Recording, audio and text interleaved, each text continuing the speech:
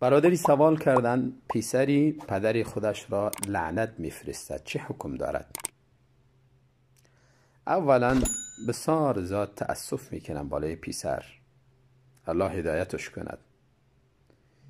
این از جمله نهایت عقوق و نافرمانی و گستاخی پدر است و یا مادر که انسان با اونها نفرین بفرستد. بر یک مسلمان درست نیست که برادری مسلمانش را لعنت بگوید، چی پسر به پدر و چی پدر به پسر. لعنت فرستادن جایز نیست. لعن المؤمنی که قتله، رسول الله صلی الله علیه و سلم میفرماید لعنت مؤمن مانند قتلش است، گویا این که قتلش کرده باشی، یعنی گناه بزرگ دارد. و همچنان رسول الله صلی الله علیه و سلم میفرماید لیس المؤمن بالطاعان ولا اللعان ولا الفاحش ولا البذیء.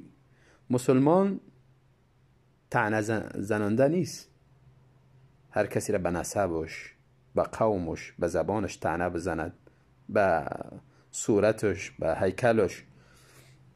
ولا اللعان، و همچنان مسلمان لعنت نمیفرستد، کسی را نفرین نمیگوید.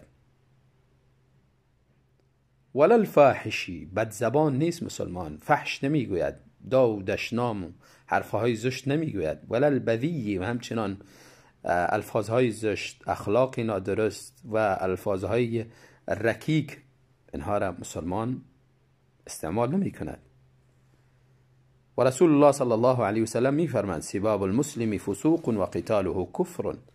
فحش گفتن، داو زدن، دشنام دادن مسلمان فسق است و با مسلمان جار و جنجال کردن و با او جنگیدن این کفر است. البته کفری که از ملت اسلام بیرون نمیکنه. و همچنان رسول الله صلی الله علیه و سلم میفرمایند آنهایی که لعنت میفرستند روز قیامت اینها شاهد و شفیع قرار نمیگیرند، از شهادت و از شفاعت محروم میشوند. کسی را نه بر شفاعت شاهد شده میتوانند و نه شفاعت کرده میتوانند. و رسول الله صلی الله علیه و سلم میفرماند لعن الله من لعن والدیه. لعنت خدا به شخصی که پدر و مادر خدا لعنت میفرستد.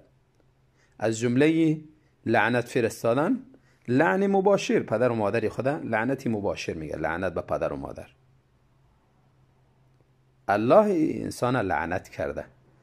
و همچنان از جمله لعنت کردن پدر و مادر ایست که انسان پدر و مادر شخصی دیگری را لعنت میکنه و باعث میشه، سبب میشه که او شخص پدر و مادر ازی را هم لعنت بکنه. لعنت خدا بالای تو انسان بوده باشه.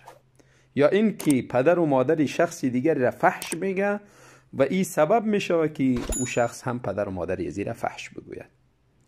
پس شخصی که پدر و مادر خدا لعن میفرستد از خدا بترسد، گناهی بزرگی را انجام داده، باید توبه بکند و از پدر و مادر خود رفته باید عفو و درگذری طلب بکند.